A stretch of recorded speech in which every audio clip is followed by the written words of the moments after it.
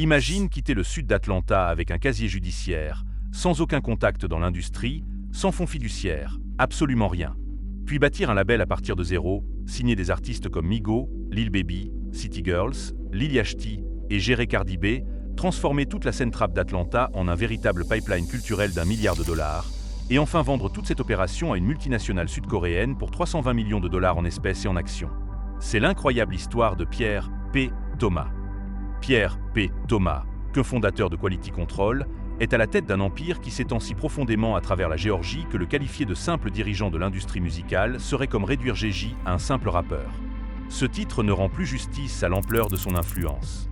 Cet homme a investi 1 million de dollars pour construire un complexe fortifié dans l'ouest d'Atlanta, abritant 4 studios d'enregistrement. Il possède un portefeuille immobilier impressionnant à travers la ville. Il a lancé Quality Control Sport en partenariat avec Roc Nation. Il a des contrats de marque avec Puma et Chansport. Sa fortune nette combinée avec Coach K était estimée à 300 millions de dollars par Forbes en 2021. Et en 2024, sa fortune personnelle approche les 80 millions de dollars et continue de grimper. Et après avoir encaissé auprès de HYB, il dirige toujours le label. Il n'a pas été racheté, il a investi encore plus profondément. Voici l'analyse complète de la manière dont P a bâti l'un des empires géorgiens les plus puissants que cette culture ait jamais connus, comment il a vécu pendant cette construction, et à quoi ressemble concrètement ce pactole de 320 millions de dollars.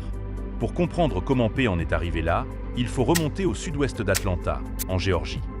Né le 7 juin 1981, Pierre Thomas n'est pas né avec le moindre privilège. Pas de connexion avec des labels, pas d'oncle dans l'industrie musicale, rien de tout cela.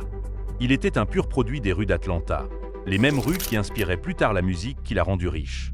P a toujours été honnête sur le fait qu'il a fait de la prison, est sorti, puis s'est retrouvé de nouveau pris au piège des rues et y est retourné.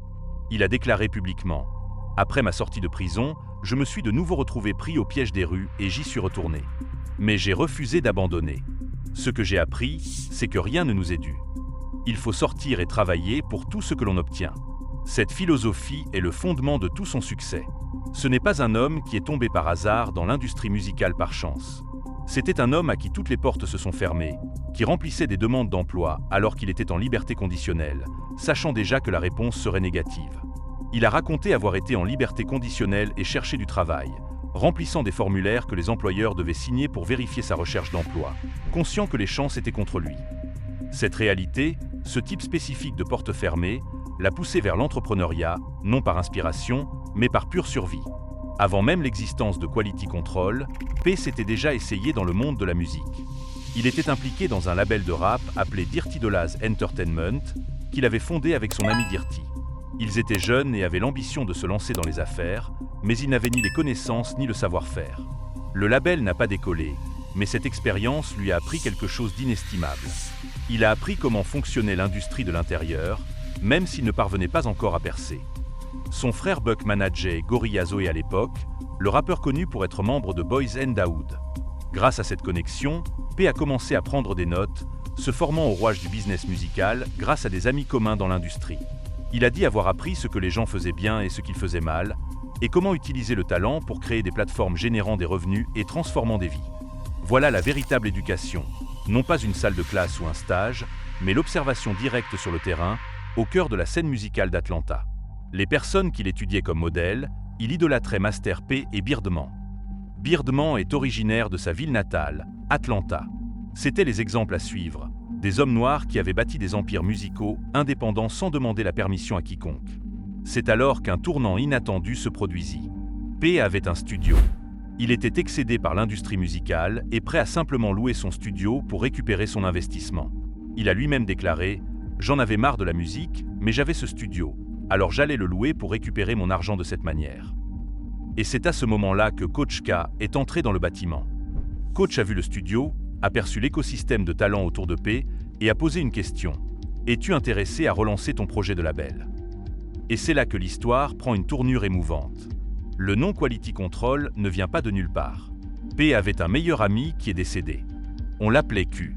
Lorsque Coach a demandé ce qui comptait pour lui, P a répondu tout ce qui contenait un Q, car Q était son meilleur ami et représentait tout pour lui. Coach est revenu quelques jours plus tard et a dit « Je veux que tu cherches la définition des mots Quality Control ». P l'a cherché, et Coach a dit qu'il pourrait l'appeler QC, avec le Q mis en évidence. Ils ont fait appel à des designers pour créer le logo et ont lancé l'entreprise. Chaque fois que vous voyez ce logo QC, vous voyez un hommage à un ami décédé. Ce n'est pas une décision de branding, c'est personnel. Et cette authenticité a rendu l'ensemble du projet réel dès le départ. En mars 2013, Quality Control Music est officiellement lancé, cofondé par Kevin Coach K. Lee en tant que directeur des opérations et Pierre P. Thomas en tant que PDG. Ce n'étaient pas deux cadres d'entreprise tombés par hasard dans le hip-hop. Coach K avait déjà passé des années à manager Gucci Mane et Young Jeezy. P, lui, incarnait la crédibilité des rues d'Atlanta.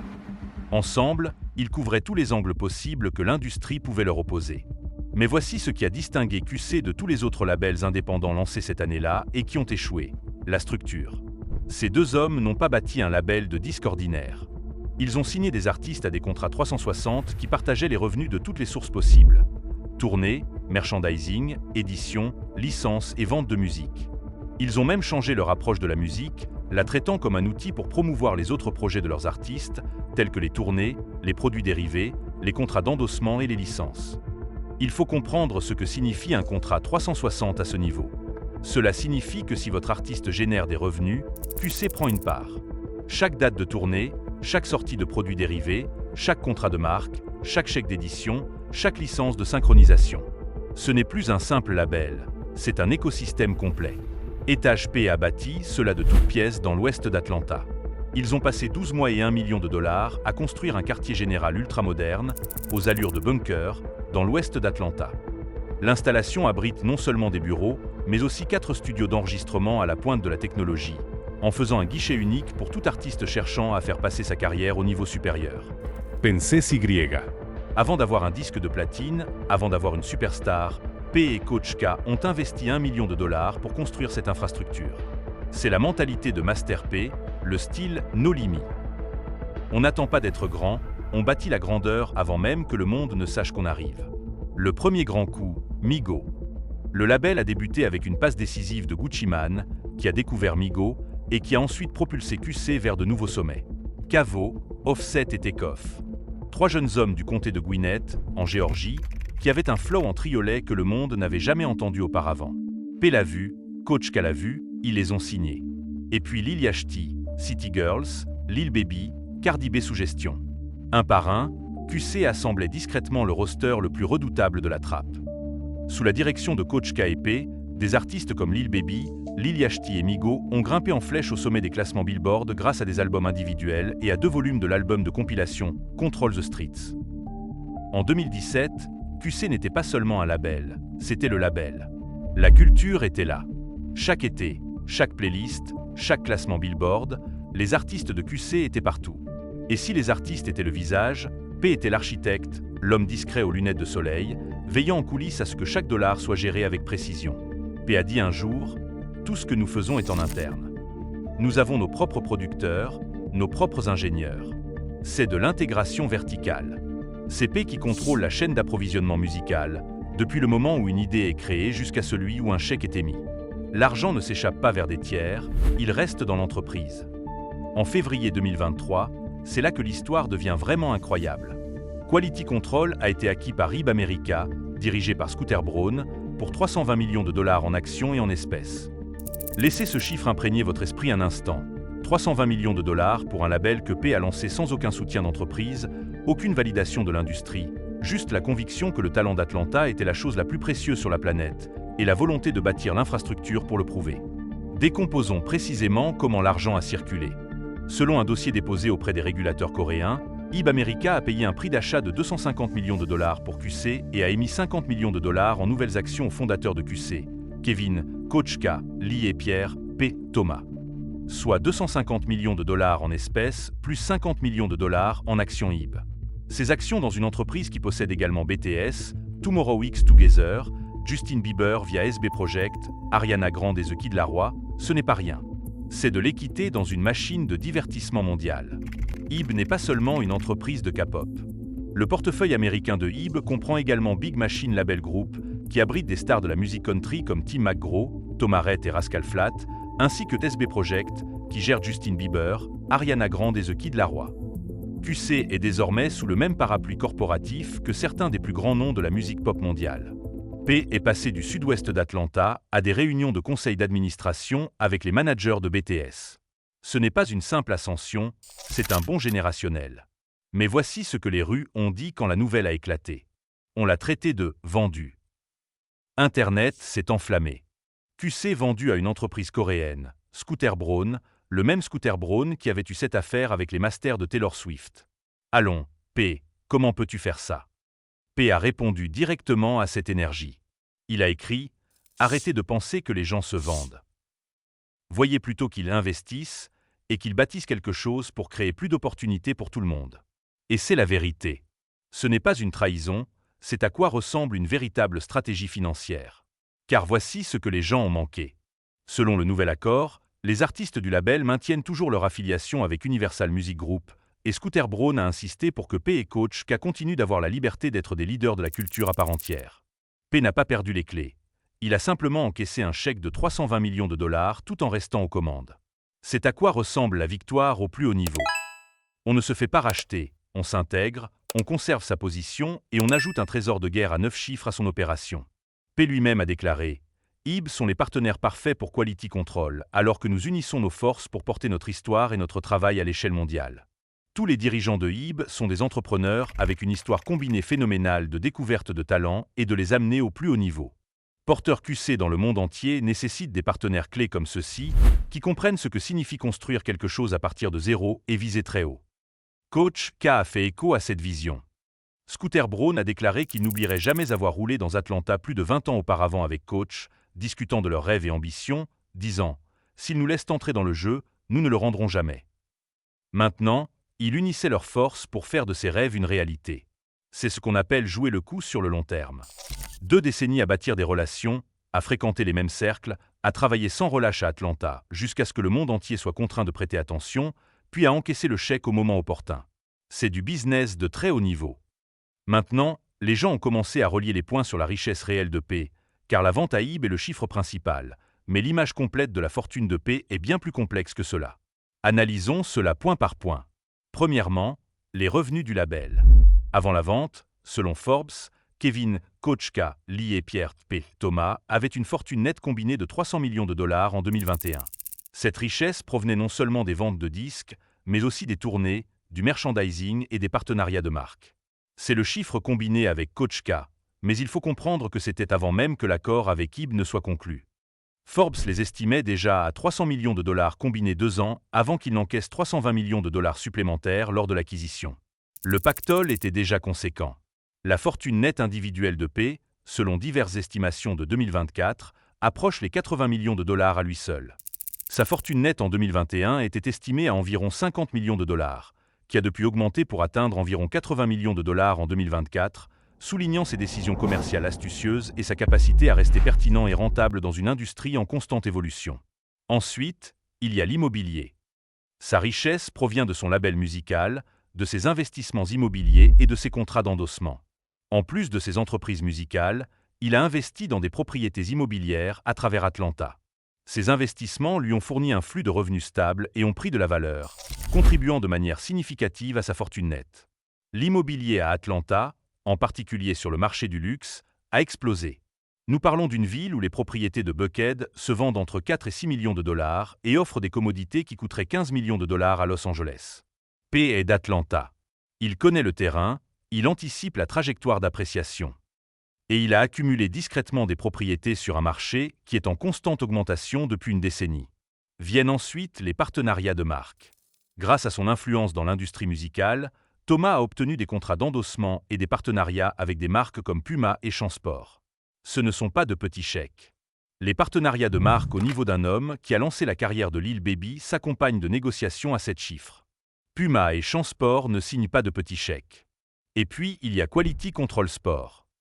En 2019, QC a annoncé un partenariat avec Roc Nation Sport pour créer une nouvelle division appelée Quality Control Sport.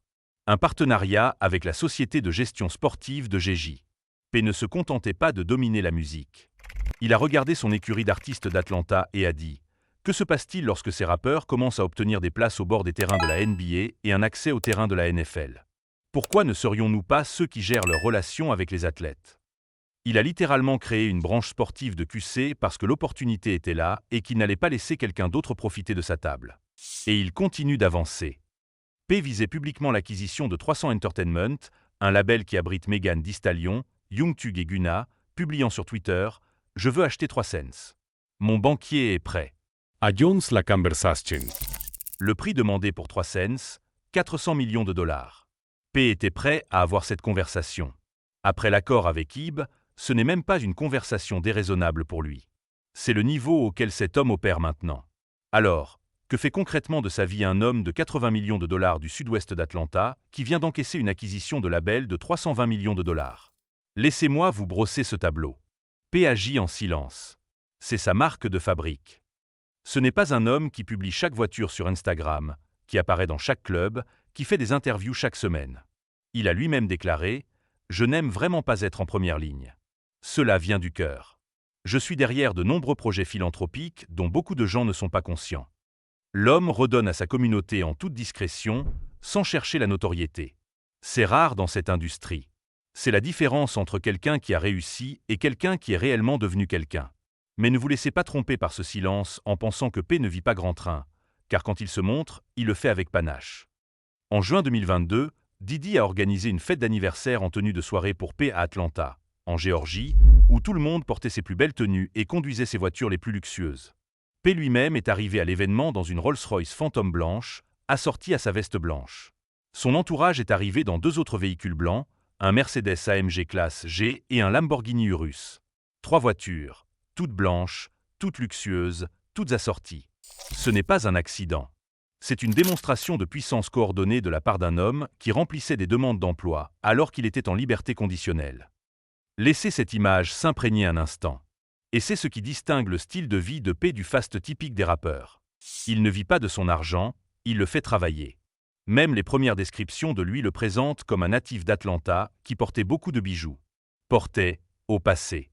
Parce qu'à un moment donné, P a pris la décision que les bijoux à son poignet étaient moins intéressants que les capitaux propres de son bilan.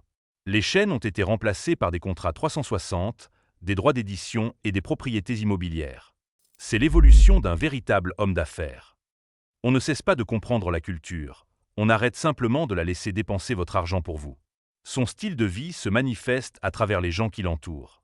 Ses fêtes d'anniversaire témoignent à elles seules de l'envergure de son réseau. Parmi les participants à sa fête d'anniversaire figuraient Takeoff, Lil Baby, City Girls, Gucci Mane, Jermaine Dupri, Deschinz, Digi Dennis, Qualeray, Moni Baggio et même le maire d'Atlanta, André Dickens.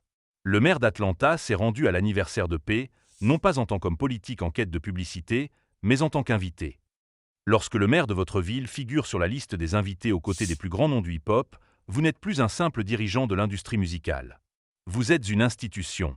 Vous êtes l'infrastructure. Le complexe, le quartier général que P et Coach Cat ont bâti dans l'ouest d'Atlanta, est essentiellement un pâté de maisons d'opération. Ils ont investi $1 million en un an pour construire un quartier général dans l'ouest d'Atlanta, qui abrite 4 studios d'enregistrement et des bureaux. Mais comprenez ce que cela représente au-delà de la structure physique. Ce bâtiment dans l'ouest d'Atlanta est le territoire de QC. C'est la manifestation physique de tout ce que P a bâti. 4 studios fonctionnant simultanément, des artistes qui vont et viennent, des affaires qui se déroulent dans chaque pièce. Ce n'est pas un bureau. C'est un complexe. Et juste à côté de ce complexe se trouve la société de gestion. QC possède une société de gestion appelée Solid Foundation avec un roster qui a inclus Lil Yachty et d'autres artistes émergents. Et puis il y a la division cinéma et télévision de QC, la division sportive, le pôle de conseil. Quality Control n'est pas juste un label. C'est un empire de la musique, du sport, du cinéma et de la télévision. Chaque branche génère des revenus. Chaque branche alimente le vaisseau mère. Chaque branche maintient le nom de P sur un chèque, même lorsqu'il n'est pas dans les murs. Voilà à quoi ressemble une véritable structure d'empire. Et Atlanta est, à ce stade, presque littéralement la ville de P. Il est originaire du sud-ouest. Il a construit son quartier général dans l'ouest. Il a des investissements immobiliers répartis dans toute la métropole. Il a lancé un empire qui employait des artistes, des ingénieurs, des producteurs, des avocats, des managers d'Atlanta. L'empreinte économique de QC à Atlanta est massive. Chaque artiste du roster de QC dépense de l'argent à Atlanta. Chaque spectacle qu'ils ont fait et qui a commencé à Atlanta. Chaque session de studio, chaque tournage de vidéo. P a transformé sa ville natale en l'adresse la plus importante du hip-hop pendant près d'une décennie. Sa vie personnelle a été tout aussi significative. En mars 2019, il a eu un fils. Et en avril 2019, il a eu une fille avec le mannequin Lyra Mercé. Il a des enfants pour qui bâtir un avenir maintenant. Cela change la façon dont un homme pense à son argent. On arrête de penser à dépenser et on commence à penser aux structures, aux fiducies, à l'immobilier, aux capitaux propres, à l'héritage. Et en parlant d'héritage, l'accord avec Ib n'a pas mis fin à QC, elle l'a amplifié. Selon l'accord, P a conservé sa place à la tête de la table. Il a continué à diriger le label avec Coach K. Il a continué à signer des artistes. Il a continué à développer des talents. Il dispose désormais de la puissance financière d'une multinationale derrière lui pour faire passer QC d'un phénomène d'Atlanta à une marque mondiale. C'est ce que les critiques ont manqué. P n'a pas encaissé et s'est retiré. P a obtenu le pactole et est resté à son poste. Prenons un peu de recul un instant, car les pleines implications de ce que P a bâti sont plus grandes que sa seule fortune personnelle. Pensez à l'état du hip-hop avant QC. Atlanta était déjà la capitale du rap. Jeezy, Gucci, T.I. Outkast, Goody Mob, c'étaient les géants. Mais au début des années 2000, la prochaine vague n'était pas organisée. Il y avait des jeunes talents partout à Atlanta, sans plateforme, sans infrastructure, personne n'étant prêt à parier de l'argent réel sur eux. P a vu ce vide. Il ne s'est pas contenté de le combler, il a bâti une usine pour le remplir indéfiniment. Quality Control est connu pour découvrir et développer de petits artistes. C'est pourquoi de nombreux artistes de Quality Control semblent surgir de nulle part. Quality Control utilise des outils d'analyse basés sur Internet pour cibler les zones où leurs artistes sont les plus populaires. Ils utilisaient des données. En 2013 et 2014, la plupart des labels se fiaient encore à l'intuition et aux mesures de diffusion radio. QC effectuait des analyses pour trouver où leurs artistes avaient des bases de fans organiques, puis ciblait ces marchés en premier. C'est une pensée digne d'une entreprise technologique appliquée à un label de rap. C'est le niveau de sophistication que P a apporté à cette entreprise. Et l'effet d'entraînement est énorme. Lil Baby, sans doute le plus grand rappeur du monde pendant une période du début des années 2020, est venu directement de P-City Girls, l'un des groupes de rap féminin les plus influents culturellement de la dernière décennie, est venu de P. Lil Yachty, qui a changé la conversation sur ce à quoi le rap pouvait ressembler, est venu de P-Migo, qui a littéralement changé le flow du hip-hop au point que l'on peut encore entendre leur influence chez chaque nouvel artiste aujourd'hui, est venu de P. C'est un seul homme du sud-ouest d'Atlanta, avec un casier judiciaire et aucune validation de l'industrie, qui a bâti l'infrastructure qui a produit sans doute le plus important groupe d'artistes hip-hop des années 2000. Ce n'est pas une hyperbole. C'est un fait avéré. Il a été profondément impliqué dans l'initiative #Seconde Chance, un forum de formation où ceux qui ont été incarcérés peuvent assister et obtenir des conseils sur l'entrepreneuriat. En donnant une seconde chance aux gens, ils peuvent obtenir des informations pour améliorer leur avenir. P n'a pas oublié d'où il venait. Il a construit un chemin pour que les personnes qui lui ressemblent, qui ont son parcours, qui ont rencontré les mêmes portes closes que lui, puissent trouver une issue. C'est la marque d'une personne authentique. Et l'accord avec Ib lui-même établit un précédent que toute la culture doit méditer. Lorsqu'un homme noir des rues d'Atlanta bâtit un label indépendant, l'élève au rang de l'une des entreprises musicales les plus influentes culturellement de la planète, puis la vend à une multinationale pour 320 millions de dollars tout en maintenant son leadership, c'est un modèle. C'est P qui montre à la prochaine génération qu'il n'est pas nécessaire de choisir entre rester authentique et être payé au plus haut niveau. On peut faire les deux. On peut être du sud-ouest d'Atlanta et vendre à un géant du divertissement coréen, être plus riche que presque tous les dirigeants de l'industrie et rester la même personne qui a nommé son entreprise en hommage à un ami décédé, surnommé Q. L'authenticité reconnaît l'authenticité, sans bluff. Cet homme possède une ville. Il a grandi dans cette ville. Il a vu cette ville l'ignorer. Il est allé en prison dans cette ville. Il en est sorti et a bâti un empire dans cette ville. Il a signé chaque grand artiste émerge de cette ville. Il a vendu cet empire pour 320 millions de dollars et est revenu dans cette ville pour continuer à bâtir. Pierre P. Thomas n'opère pas seulement à Atlanta. À ce stade, Atlanta fonctionne grâce à lui. Et pour quelqu'un qui a commencé avec rien, qui remplissait des demandes d'emploi en liberté conditionnelle sachant que personne ne rappellerait, c'est l'une des histoires d'affaires les plus extraordinaires de l'histoire de cette culture.